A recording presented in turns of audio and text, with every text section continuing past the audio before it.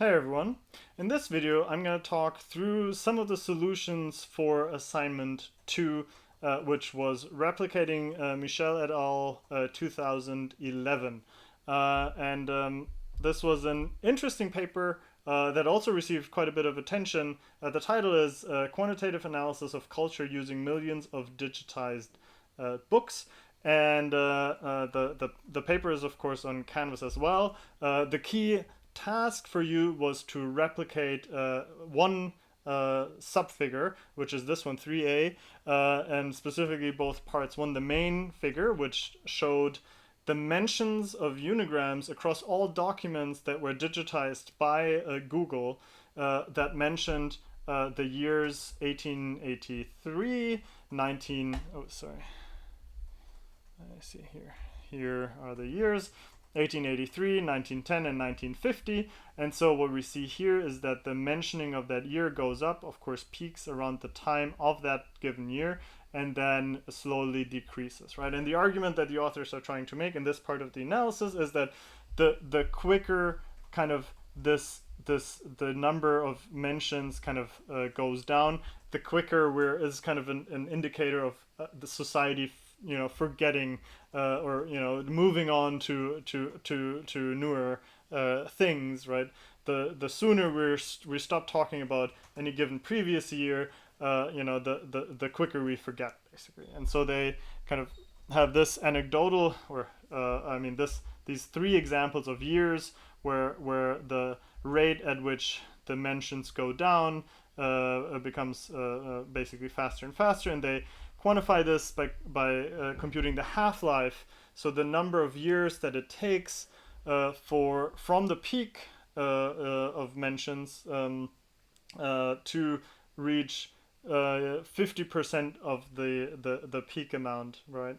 And so what they show is that with increasing number of years, this half-life decreases. So this kind of supports this argument that in modern times we forget more and more quickly. That means it's quicker and quicker. It happens faster and faster that we don't talk about a given year in the past anymore. Okay. Of course, we can discuss more kind of the construct validity and all these different things. But in this video, I'm just going to talk about the coding aspect. All right. The first challenge, of course, was loading these two types of data sets, because the unigram data frame that you can get from Google directly, it's quite large. It's 1.4 gigabytes if you unpacked it. So one piece of advice if you're kind of dealing with these types of data is to the extent that it's possible, you can load the data, the original raw data, and just subset it to focus only on the specific observations that you want to have, that you need for your analysis, and then discard the rest and maybe save that subsetted data set and then work with that. That will make your life, when it comes to computation and your a lot easier, right? So here's just a chunk of code that basically does exactly that. I have a little if condition which basically checks whether the reduced data set that I want to create. It's a little trick ultimately. It's basically only runs this code if the file that is created by that code doesn't exist, right? So if this file is not in the data folder, that's this expression, then this code is run, right? And so what type of code is run? We're reading in using read underscore table 2. That's part of the readr package that I talked about in one of the previous videos. We're reading in this Google Books unigram data, which of course includes all unigrams that start with the digit 1. And we're directly specifying some column names here. The n-gram is the first column, year, match underscore count, and volume underscore count. And we received that information from the Google website. I showed you this in the Q&A session, I think 2 weeks ago. So check out that video as well if you're not quite sure which data to download anymore. Then we're filtering this data, right? This data set is much bigger than what we need. We ultimately just want the n-grams from 1875 to 1975 because those are the years for which we want to compute these half-lives. And so all other unigrams can ultimately be discarded, right? And so rather than having to load this massive data set every single time we want to start working with it, I'm just going to filter it. I'm just going to filter this out. And in addition, I will filter out any year post the year 2000 and prior to 1850 because we're not going to need those either. Note that I'm using a slightly larger time frame for the years because for the half-life, to compute the half-life, and we'll get to this in a second, but to compute the half-life for 1975, of course, you need some years in the future beyond 1975. So the time range that I'm looking here is 1850 to 2000. And then I'm writing this as a CSV file into data Google Books 1875 to 1975.csv. And now note that this file type, of course, I'm not overwriting the original data set. I'm always keeping the original data set intact. But I am saving this as a CSV. And note that this is the same CSV that was initially in this if condition. So now, after I've ran this once and this data set now exists, I know I created my data, and now even if I run all the code again, this section, due to this if condition, will just be skipped, and then what will be executed instead, subsequently, is to loading the reduced data set right away, right? So here we're using read_CSV, and we're using that reduced data set that we just created. Another thing that I'm doing here is, and we talked a little bit about data types in R, I'm using my n-gram variable as it's read in as a numeric in this case. When you read it as a CSV, the subsetted data, because they're all years ultimately. But I will keep them as a character. And I have to kind of keep in mind that I'm dealing with a character year here now, okay?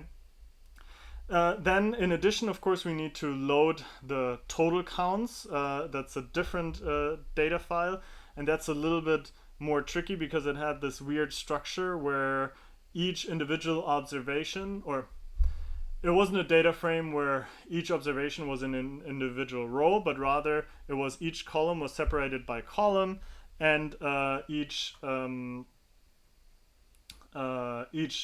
observation was separated by a tab, right?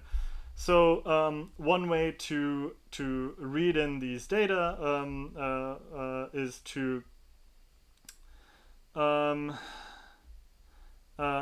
read this in as table 2, and then we ultimately, for now, what we're going to do is we will, this just specifies that the type of the columns is saved as a character, and then ultimately what we're doing is, since this is, so the way this is read is that each individual, since all the data is in one row, this will be a one row tibble as we read this with read_table, and then we basically just flip this around using pivot_longer, which means that all the different columns are now going to be put into rows, and then we're going to separate, since each individual observation was separated by a comma, we're now going to separate these values, this one column, into these individual variables: year, match_total, page_total, and volume_total. Then we're removing the name variable and saving all the remaining variables as numerics, because we're going to use them as numerics, right? And so this was relatively quickly now, but I would recommend, I will post this code on our Studio Cloud as always, and so ideally go through this, loading these data, and every individual step that we go through here, look at the result of, maybe just loading the data set itself, and then the step including the pivot underscore longer and stuff like that to kind of see how I get to the ultimate result, right? And the underlying data set now, we're going to look at it in the next on the next slide, is then kind of the same format as the unigram counts that we have, right? And so the goal here, of course, is then to merge the unigram counts with the total counts, right? So the result of the operations that I just showed you for df underscore count, that's the count data that we have. We have our ngram information, we have the year, the match count, and the volume count. And we're more interested in the match count, of course. The df underscore total that I created has also a year variable, and then match total, page total, and volume total, right? And so now we want to ultimately, all we have to do is now merge this total count with our the total data set with our unigram counts by year. So each year here, 1505 of course will not be matched, but 1875 further down should be matched to, or 1850 should be matched to 1850 here, but also matched to 1850 further down when we're not looking at the 1922 ngram, right? So in order to achieve that, we're using the left join command. So we're starting with df underscore count. So we're starting with this data frame, and then we're left joining df underscore total, which is automatically then joining by year. So it's matching these observations that are here to the df underscore count observations, and it's matching by using left join. It's keeping the data frame df underscore count as the baseline and matches every instance where a year, so these years can be matched to one of these years here.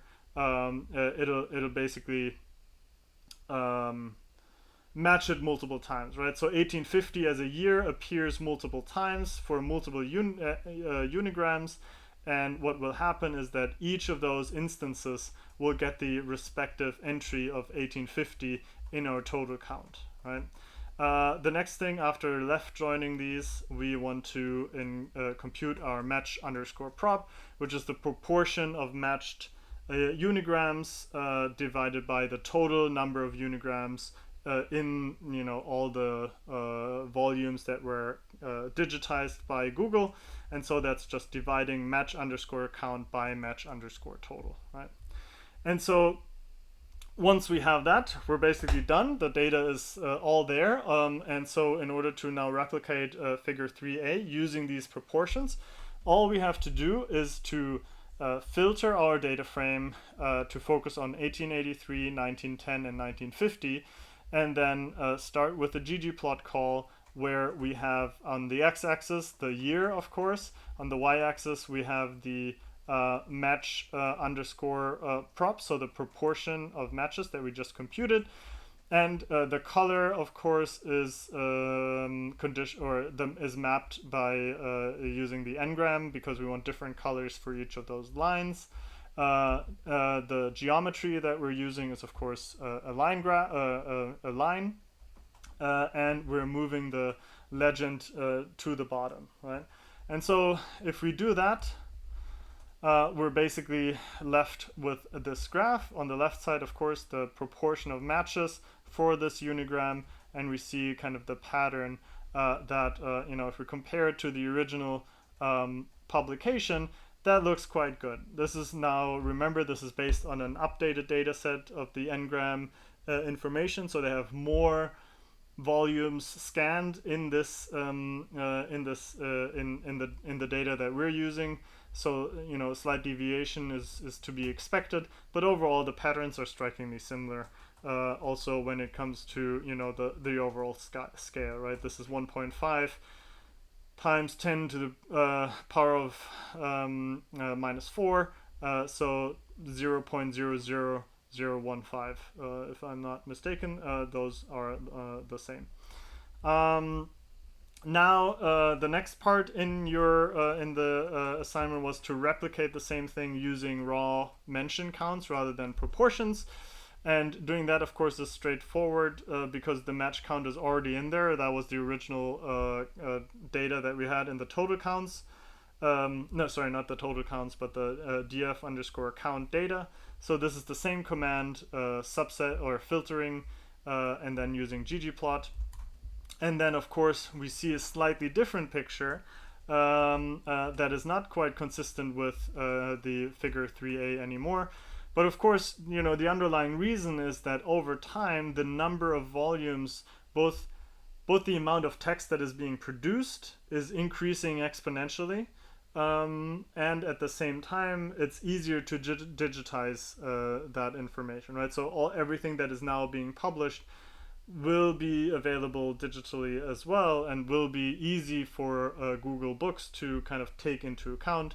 So obviously, even if the proportion of mentions of any given n-gram decreases, just by virtue of having so much more text, so much more volume of text in any given year, the overall count actually increases over time.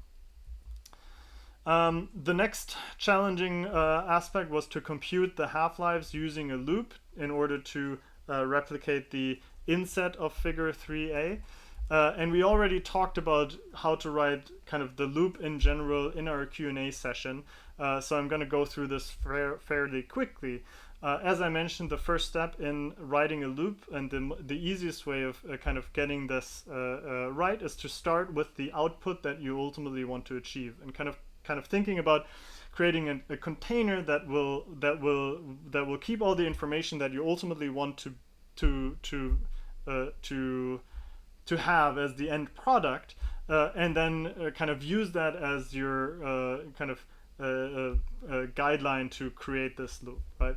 So here we're creating an output as a tibble, where we have an n-gram as the first variable, which is of course ranging from 1875 to 1975, because what do we want to achieve? We want to compute half-lives for each individual unigram from 1875 to 1975, right? So we'll have a tibble with 101 observations for each individual year, ranging from 1875 to 1975. And then for each of these n-grams, we want to compute the half-life. So we're creating an additional variable called half-life, half_life, which is for now just missing, right? We don't know this. The loop that we want to write will ultimately just help us fill in all these different missing values that are down here. And I just realized that I've not been. So they will ultimately fill in those missing values. I thought I was pointing at these, but I just realized that the pointer was on the different screen. Anyhow, the next, let me move myself out of the way in a second. The next part is writing actually the loop, which ultimately goes through each of those n-grams, and then with each iteration computes the half-life for one individual unigram, right?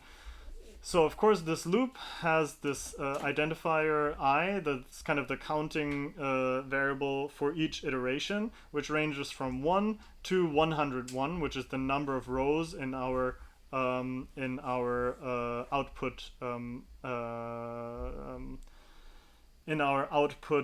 tibble.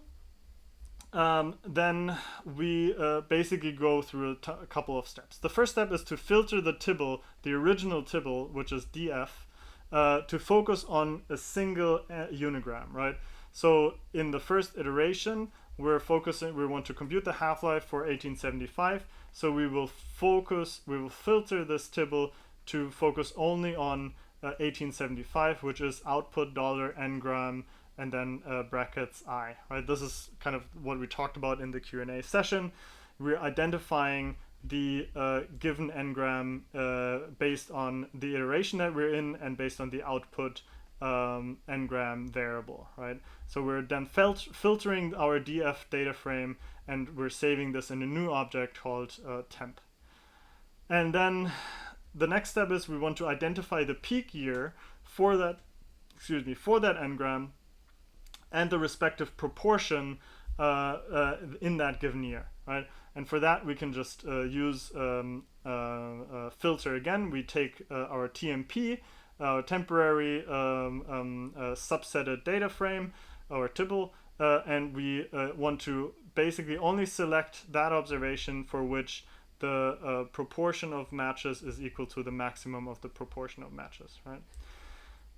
This is now a one observation data frame that consists of the peak year containing the information both of the year as well as the actual match proportion, right?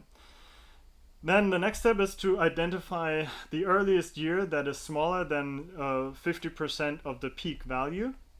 And again, that's another filter operation. We take our TMP data frame, we filter all years that are larger than the peak year, because we only want, obviously, observations that happen after the peak was reached.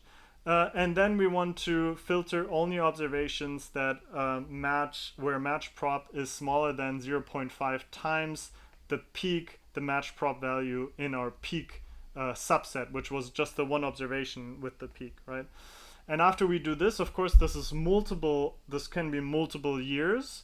We then sort this by year, because ultimately we just want to focus on the first year that reached basically the or where the half-life was reached. Basically, the first year where the value match prop is smaller than 0.5 times peak match prop, okay? And after we do this, then we can save our output $half-life I. So we're now going into our NA here, and we're replacing that NA with the difference between the half-life year, or the half year that we created here, which is the first year that fulfills these conditions that I talked about, minus the peak year, so minus the year where the peak was actually reached. And that should give us the half-life in this specific problem, okay?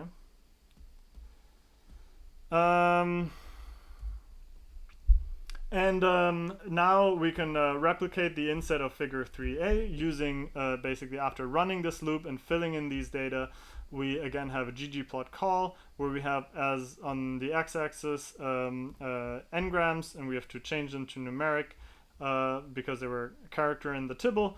Then we have our half-life on the y-axis. We add some geometries, points, gray for all years, and then we have colorful points for the 3 years that we were interested in the main part of figure 3a, 1883, 1910, and 1950. And then we're adding a smooth lowest fit through those lines without standard error or confidence interval. And then we're removing our legend because we don't need that in the inset, right?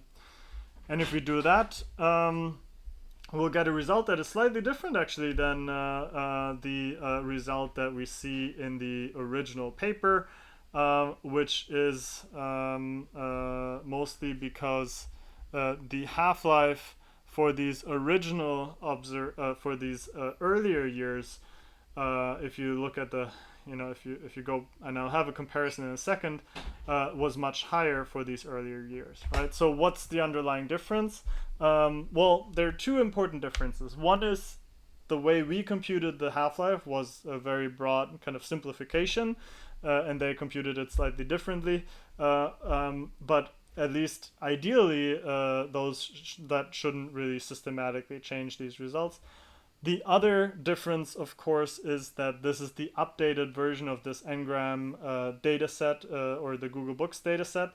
And presumably, one thing that happened between their analysis and our analysis, or this updated data set, is that they scanned a lot more older books, right? So, and different types of books, that potentially, didn't necessarily mention previous years all that much, like historical records or something like that, right? So to the extent that now there are new documents, new books included for earlier years included in this Google Books data set, that now are also different types of records, maybe not as historical or records that focus so much on historical events, because those were harder to digitize for example, that might explain why we see this difference and why now we kind of reject this hypothesis that we're quicker to forget now. Lastly, I wanted to show you a quick kind of alternative strategy to get the same result. If you're using tidyverse and if you're talking to people who use R, a lot of them will give you the advice not to use loops or to avoid loops, because ultimately computationally they can be very inefficient, and there are better ways to doing that in R, especially using the functions that are available in the tidyverse. In general, if you're comfortable with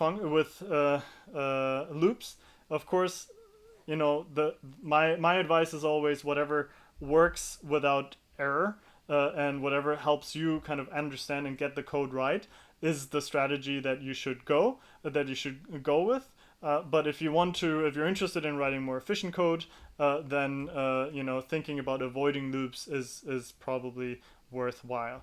But again, the first goal should be write code that you understand yourself and that makes it least likely for you to make mistakes. And so for that goal, loops can often be preferred, right? But I nevertheless want to show you how to do this same task without writing a loop. Okay, and the way we do this here is to first write a function to compute the half-life, and this specific function basically contains exactly the same sets of command that we had in our loop, right? So I won't go through it step by step anymore.